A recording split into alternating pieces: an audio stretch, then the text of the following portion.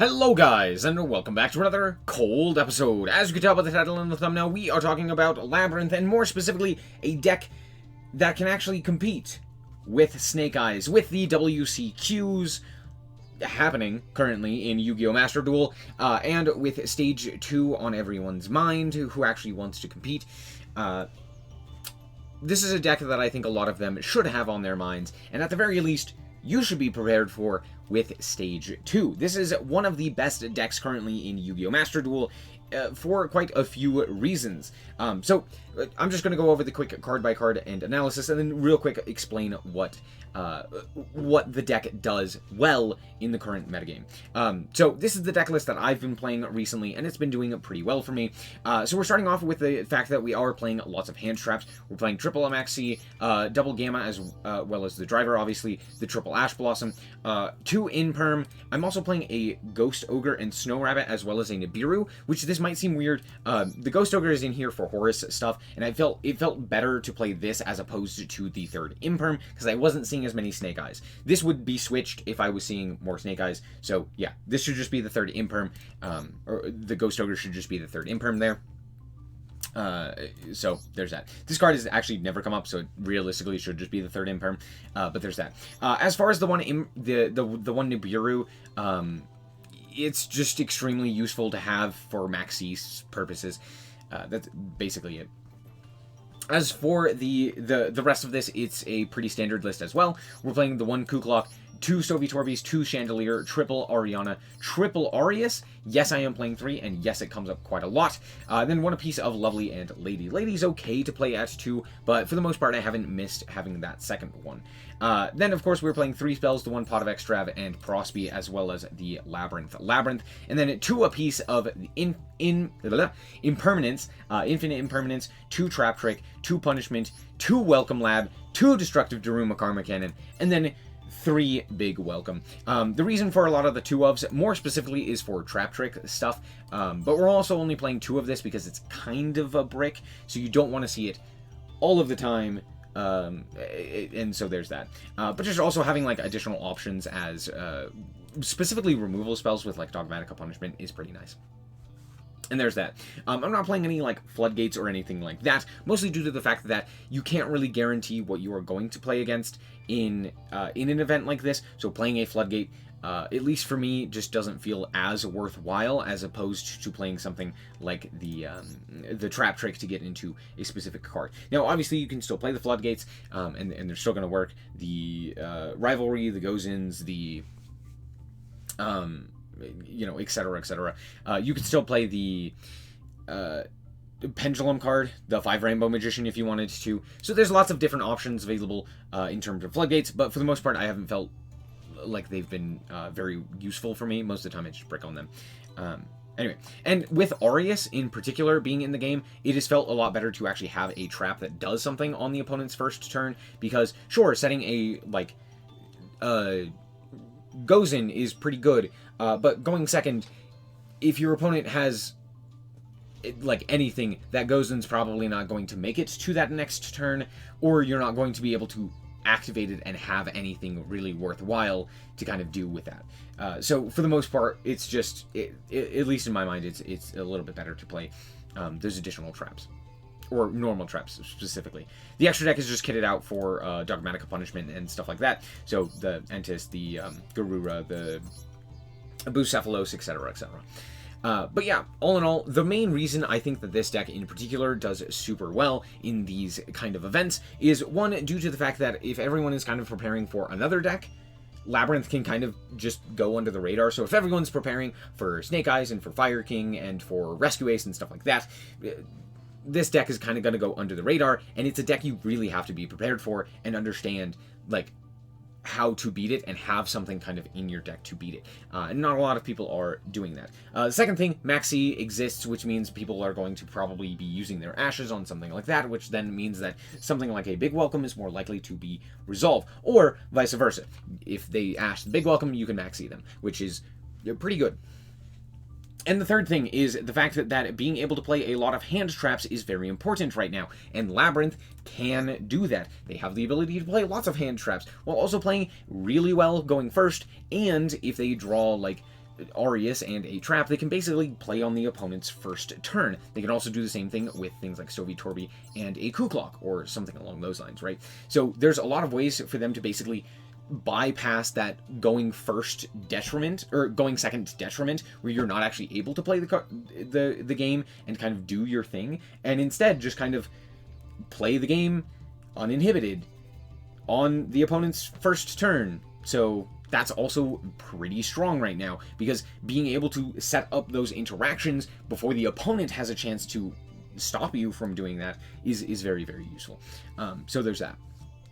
So all in all, I think it is pretty well positioned in the current metagame, and I'm going to show you some replays and show you how this deck performs. Alright, so here we are going first, and I don't have the strongest of going first hands, but at the very least I do have the ability to kind of go, even though I'm playing a trap deck. So we're going to start off here with the Aureus. We're going to set the Welcome Labrynth. The Welcome Labrynth is going to activate and get met by Maxi, and I'm like, that's fine. Not really much of that I can do about that. So we're going to go for the... oh, sorry, we do get to chain the Aureus here, since they chained to my Welcome Labrynth, so the Aureus is going to hit the field, which is pretty good. Anyway, out comes Orianna. They're going to draw a card, and out comes the Veiler. Okay, not really much more that I can do. I set the Destructive Daruma and pass the turn. So, my opponent is going to start off here with the normal summon of Poplar to search out their original sin. Here is where I max see them, because I'm almost certain that at this point they're just going to link off into a link one. So I'm like, okay, at the very least I'm going to get the draw off of that. It plays around Gamma, seems pretty good. Obviously out comes the Called By, not really much I can do about that. But we still have Destructive Daruma, and I'm feeling pretty confident, all things considered, because Destructive Daruma Karma Cannon is just a powerhouse of card. My opponent special summons the Birch and then links off into Link Karibo. They activate the effect of the Poplar, putting it itself into the back row. Then they activate the original sin, sending away the Poplar in order to summon out the Oak. Or sorry, not Oak, Ash. Ash is going to search out the Poplar, which is then going to special summon itself. And I'm like, this seems like a very good part, or point to interact with. They've basically gone through everything. They've used their normal. The only thing that, like, would be an issue here is, like, specifically Diabell Star. Everything else I pretty much have played around. And I only have this one card. So this seems like the best opportunity for me to kind of get any value out of this. So there's that. They could have the reason I did this the way that I did and went for this now is due to the fact that if they go SP Little Knight and banish the Destructive Daruma, I basically have no interaction if I don't draw something like useful here. Or I should say, like having this engrave means that Lovely can get it back, which is way more useful than just getting back like a Welcome Lab. I draw.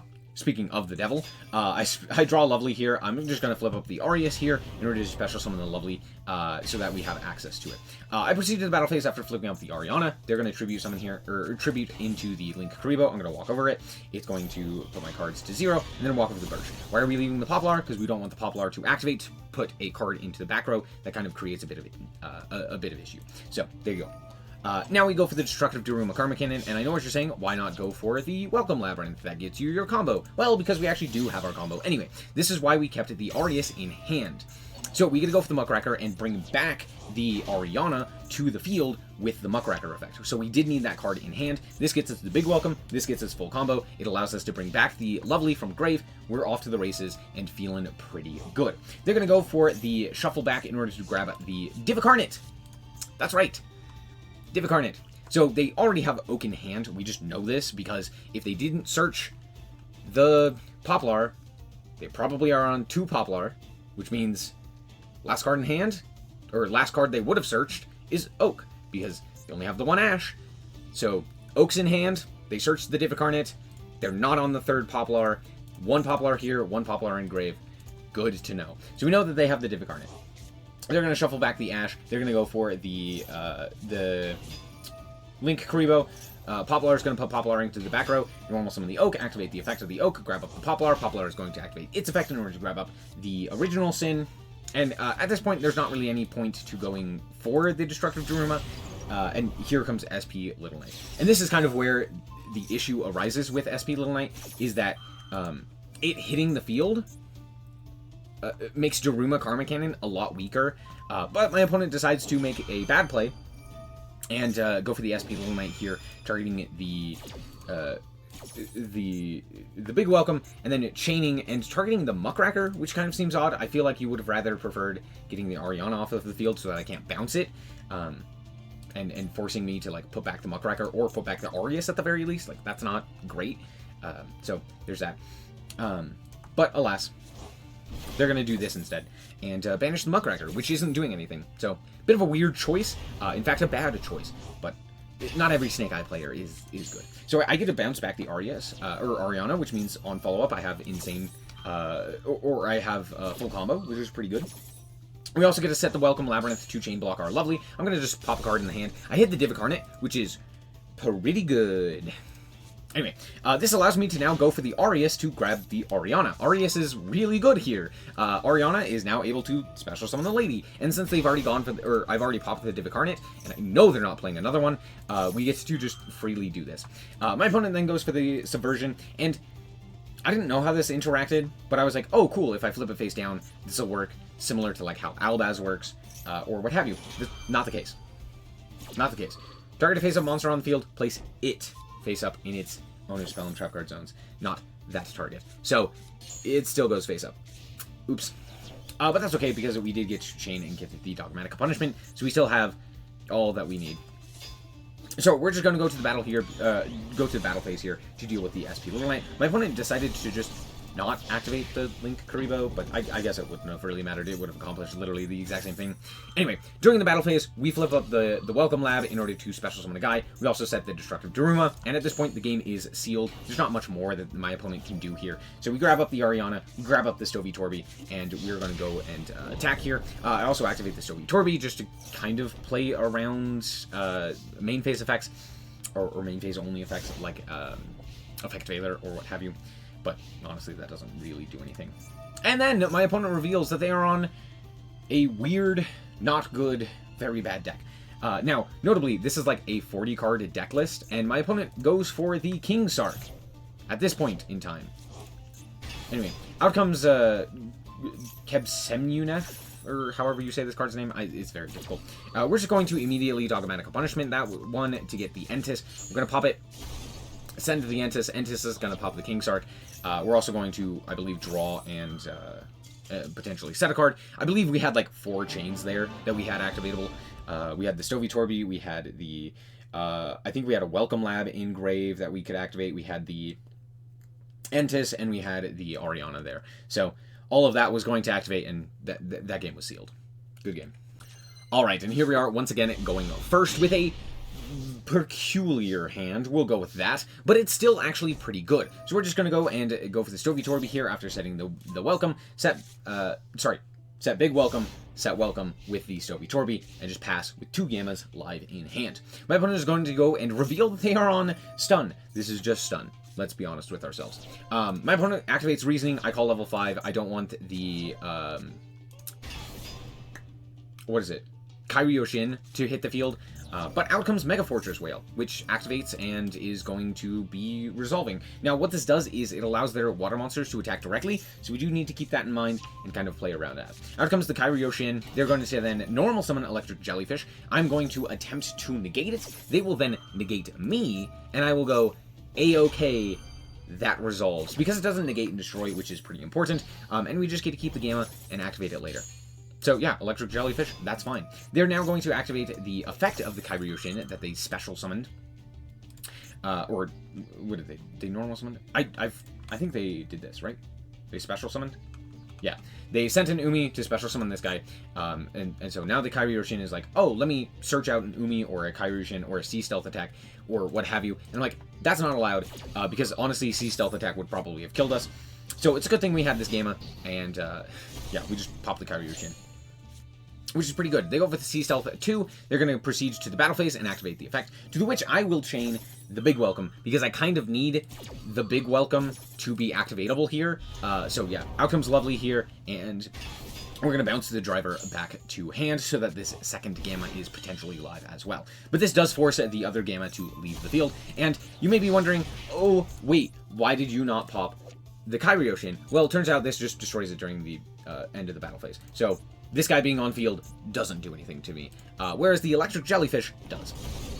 But yeah, they're going to attack directly, and that's it. We're going to go for the Welcome Labrynth here in order to grab up the Ariana, and at this point, the game is pretty heavily in our favor. We get to go for the Chandelier here, we get to grab up the second Big Welcome, we have the Big Welcome engraved, we have both SnowiKs and Chandelier, we draw into an Ariana, which is even better, so we're just going to immediately normal summon that. And my opponent has one card of interaction. This card doesn't do anything unless we go to the battle phase. This card doesn't do anything unless we go to the battle phase, and we'll get there. But at this point, they don't really have anything. Oh, sorry. Ice Barrier technically does something here. All it's going to do is add a Kairyu-Shin to their hand. That's it. That's all it's going to do. And that guy doesn't do anything. Unless they have, like, a weird trap card that special summons the Kairyu-Shin from the hand, we're fine. Which I highly doubt that that is the case.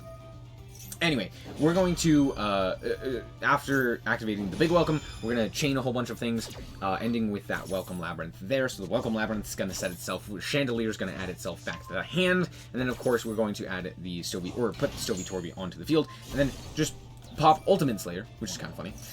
But yeah, now we're going to reset the Big Welcome off of Lovely here, and then I am going to make a bit of a mistake, but it ends up not being that big of a deal. We fire the Ku-Klok here, and then we fire the SnowiKs, setting the Labrynth, and then Ku-Klok is going to add itself back to the hand. Why not special summon it? Well, because we don't really have an option that's like any good that we would use this with. It's better to have it in hand. Anyway, we go for the Labrynth, we put it face up on the field, and then we also activate the Welcome Lab, which chain Lady, set punishment, pop the card, and then after special summoning our SnowiKs, our second one, and now we get to go for the Chaos Angel. Chaos Angel is then going to banish the second Sea Stealth attack, so they now no longer have an Umi, so that's pretty good. And then we're just going to attempt to go to the battle phase. My opponent is going to pop a face-up monster, which is fine. We're going to walk over this guy. They're going to actually activate the effect and summon out General Raiho of the Ice Barrier, which says when your opponent's monster activates an effect, activated effect on the field resolves, they must discard a card or the effect is negated. Their choice. So that's fine. I do not care about this guy. We have multiple cards to discard, so again, it's not that big of a deal, and traps are mostly what we're going to be relying on. Now, you might be wondering why we're firing the Big Welcome in the draw phase, and the reason for that is because at this point, they could just tribute summon Kairyu-Shin and get Sea Stealth attack, which gets their whole shebang online, and really is an issue. So if we do this now, they can't tribute summon, and we get a pop a card in their hand. So that's the idea. Anyway, we do have to just pitch the Gamma here, which is not that big of a deal, but then we also get to set the Destructive Daruma. We're going to special summon back from the grave the Ariana, and then bounce back the Lady. We're also going to snipe a card out of my opponent's hand, which is going to be very funny when you see it. But this whole chain is going to resolve. Chainlink 5, set a card, add a card to the hand, special summon another guy, search out the Arias because we can, and then pop the last card in their hand. We know the last card is Kairyu-Shin. The last card that we didn't know was an Upstart Goblin. Hilarious. So yeah, again, this game is over. My opponent concedes. Good game. Alright, and here we are going at second. Now, one of the things that actually makes Labrynth really good right now is the fact that it doesn't lose going second against, like, any deck. It has the ability to actually play the game. Again, as I mentioned, it basically has the ability to play the game going first, or going second, on the opponent's first turn. So you can just kind of, like, ignore that, like, restriction.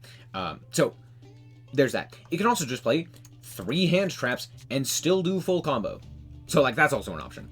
Now, granted, we're playing against Mikanko, so honestly, Ash is the only thing that's going to be activatable here, but at the very least, like, hey, had it been a normal deck, we would have had 3 hand traps into full combo. So there's that. Full combo, quote-unquote. But, you know, full setup, I should say. So we're going to go for the Big Welcome here, and then just pass the turn. We're going to draw into the SnowiKs immediately during the draw phase. We're going to go for the Ariana. We're just going to bounce that back to our hand, which is pretty cool. And then SnowiKs is going to come out as well. Here we are. We're going to normal summon the Ariana, activate its effect, to which my opponent will go for Spirit Walk, which is not going to do anything. So technically it's going to equip a guy, but out comes the Arias, and we still get Ariana effect. So this seems a bit weird, but okay. Anyway, we add to our hand the Lady Labrynth here, and my opponent's going to attempt to add a card as well off of the Huli. Hey, they added a trap. Hooray. Now, granted, adding a trap against Labrynth is not actually all that useful. Anyway, we're going to go for the Snowitorbi here in order to set another big welcome, and then just kind of set and pass. Yeah. The Mikanko ceremony just adds the Huli back to hand, and at this point, there's not much more that I'm really worried about because of this interaction right here. So we're going to go for the big welcome in order to trigger the Lady Lab. That's more so why we're doing this when we are. I was just like, I just wanted to get the Lady Lab before like anything becomes fishy.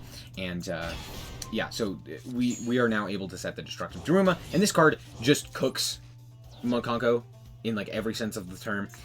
They just like can't do anything because all of their equips go away when they go face down. So there's that. And it's also non-targetable. And you can just constantly recur it. So there's that. Anyway, we're going to go for the Lady, or for the Lovely here, as well as the Snowitorbi. And then my opponent is going to attempt to special summon the guy. And I'm like, I'm going to Imperm here. This was the first chance I had to Imperm. To which my opponent will then go for the Great Mikanko Summoning, or the Great Mikanko Ceremony. I don't know why they decided to do this. I guess the idea, I think they were just like, oh, I need to get this guy onto the field. I need to get Huli so that I can't be targeted. And it's like, well, I've already targeted you with Imperm. There's no reason to do this. But I think they really just wanted the ceremony in the grave. So I don't know why they banished this. But okay. They just did. They just chose to. Anyway, out comes the Huli. I'm still going to Imperm the Huzumo, what's it? We're also going to pop a card. I pop the Huli because that's not something I want to deal with. Non-targetable, not very fun. Anyway, they're going to go for the ceremony in order to dump Rivalry so that they can add a card back. But at this point, again, during the end phase, we're just going to grab up ourselves a Welcome Labrynth, and I'm going to special summon the Lady here as well. If you're wondering why everything's in defense position, it's because of this thing. Should you read this card? No, don't. It's terrible. It's so useless. So there's that. But yeah, they're targetable, so I can just bounce this guy back to the hand, and my opponent is going to give me an 1,000 attack point boost, while also allowing me to trigger the Lady Labrynth to set Big Welcome, which is pretty good. Trap cards, am I right? Yeah. Anyway, yeah, they just give me 1,000 attack points for free. For free? For free. If you're wondering why, What's His Bucket was banished, it's because of the actual effect of this thing. I believe if it special summons the guy, it banishes it when it leaves the field. So there you go. But yeah, now we just walk in for well over lethal. Good game. Now, granted, that was Mikanko going first, so. But I had a bunch of other games where I went second and did pretty well. In fact, I probably went second more than I went first with this deck, and have a more than 50% win rate with it. So there you go. All right, we're back with the deck, and honestly, this is a deck that I know very well. I've been playing it basically since it came out, and I've been thoroughly enjoying it every time it's been playable, or the entire time it's been playable. And so overall, in Master Duel, I have really solidified how to play this deck, which I think makes it a lot better for me to play, and it probably makes it seem a lot better than it actually realistically is, just because I'm better at it, so I do better with it. Kind of idea, similar to like Tri-Brigade for me as well. But all in all, I do think that this deck is very well positioned in the current metagame. I think it is. I think it's a little bit slept on. I think people really do underappreciate how strong this deck is in a best of one format. I think there's a lot going for it in the metagame, as I mentioned previously in the first look at this deck. And overall, I just think that it has a lot of merit for an event like this, where it is best of one, where it is amount of games played, where it's something where like it's pretty consistent in what it does and its game plan, right? While also being able to have a wide range or array of options to kind of like switch things out. So if it ends up being like, oh, I need to prepare for Rescue Ace, I can kind of take out cards here and replace cards here. You know, as I mentioned, you know, Ghost Ogre. But you can also, you know, take out the Trap Trick stuff and maybe play more Floodgate centric. You can play less Floodgates and more hand traps if you need more hand traps and stuff like that. And I think that's one of its big upsides, right? It actually does have a lot of that space. I also think another big thing that I didn't mention previously is that it just does not care about Maxi. At most, your opponent's getting like 2 draws, but you can play very well into Maxi. If your opponent chains Maxi to something like a Welcome or a Big Welcome, you get Aureus, and now Aureus dodges the Maxi, which is great. That just is a favorable interaction for you, which means you're just minusing a card from them, right? That they normally would get, right, against most other decks, which is pretty cool. But yeah, all in all, it's a good deck. I think it's pretty good. I don't think it's the best deck, but I do think it's pretty well positioned currently. I think most of the Snake Eyes variants and stuff like that are just going to be objectively better, and you could also argue like Tearlament may be better, but honestly, this is probably like the second best deck behind Snake Eyes stuff. So there you go. Anyway, that's going to be it for this episode. Thank you guys so much for watching. I hope that you guys did enjoy it, and if you did, I like it very much, so appreciate it. Anyway, thank you guys so much for watching, and remember to always stay frosty. Bye-bye. Shout out to the Frost Guard, my members. Thank you guys so much for the support, and I hope you enjoy the content.